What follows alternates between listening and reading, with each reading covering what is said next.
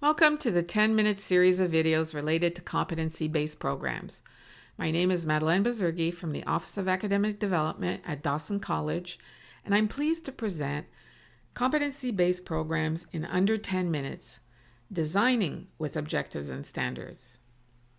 This presentation is best viewed as the third part in a three-part sequence. Introducing my fitness plan.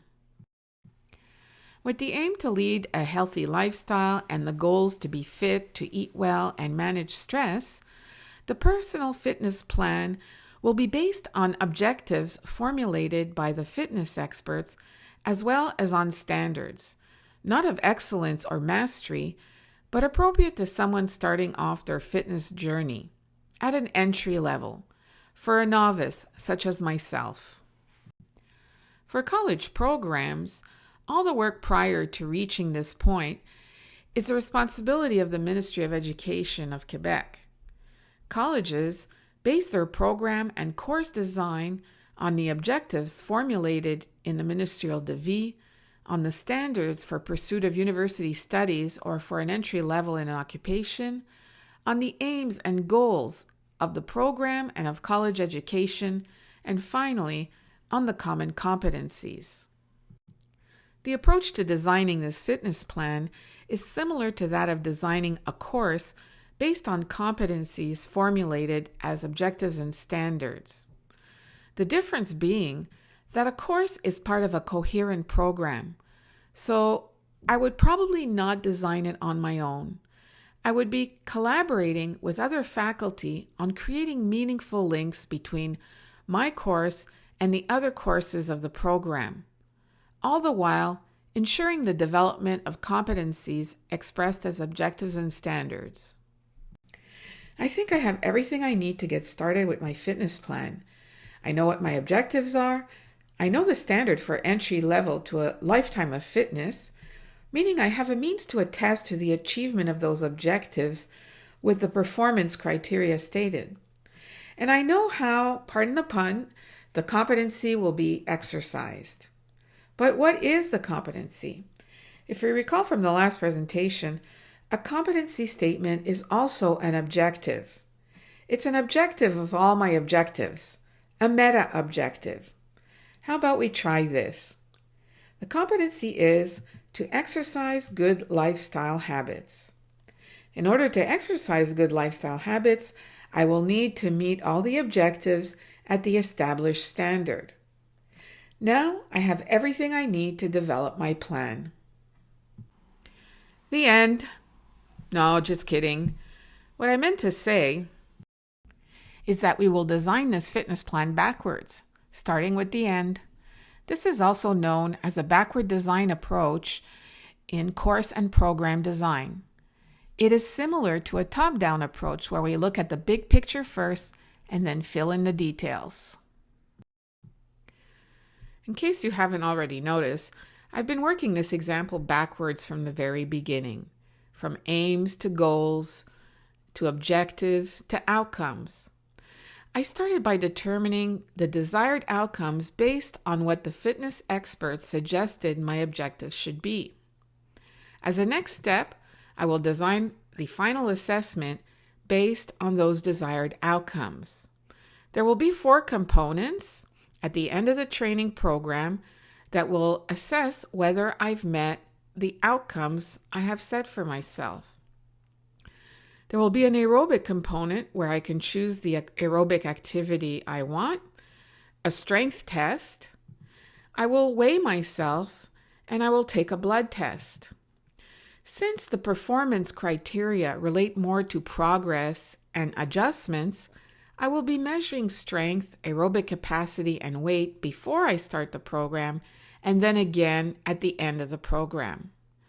I will also keep a journal to track my progress so that we can assess whether improvements have been made. I will now double-check whether this assessment aligns well with the performance criteria. I will be able to judge the regularity of participation in planned activities with the journals and progress charts I will keep. Improvements can be judged from the aerobic and strength tests as well as from the journals and progress chart. The nutrition components aligns well with the journals, progress charts, weight measurement, and the blood test. And I can infer from the journal and progress charts that adjustments have been made along the way. Let's summarize the first steps to planning a course, a lesson, or a training program. First, the objectives and standards were used as a framework for determining the expected outcomes. In the case of a lesson, a course, or a program, they're called learning outcomes. Since the outcomes are what I expect to be able to do at the end of my fitness program, a final assessment will necessarily be tied to those outcomes.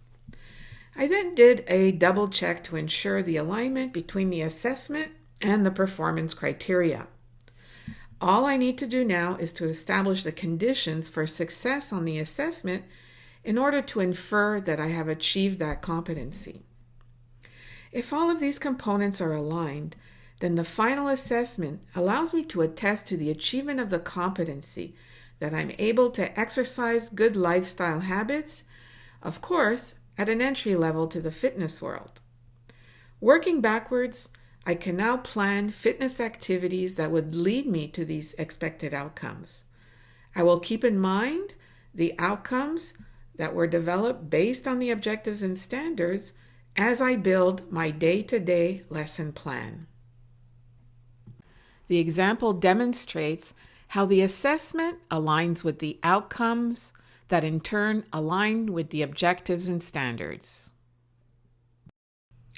Now we're ready to build a fitness plan. This plan is similar to a 15-week course with activities and assessments planned for every lesson.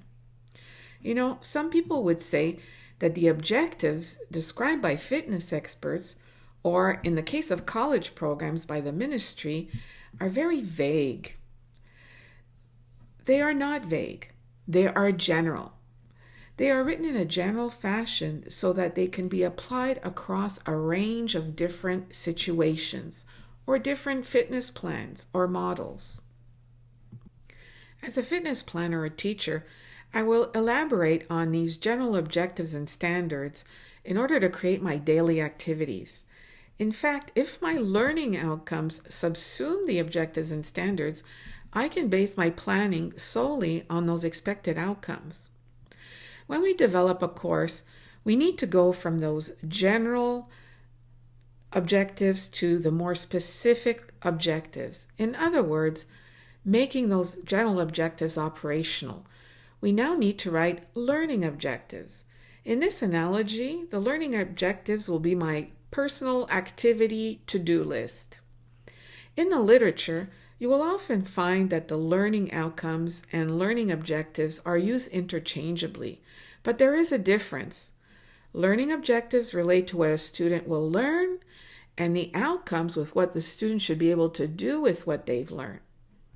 The learning objectives are more closely tied to your daily activities in the classroom, and they're categorized as knowledge, skills, and attitudes that we wish students to develop. In this case, the activities that are knowledge-based, skills-based, and attitude-based that I will work on in my fitness plan.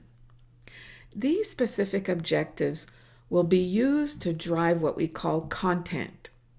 In competency-based programs, however, we shy away from using the teacher-centered term content or material and use a student-centered vocabulary.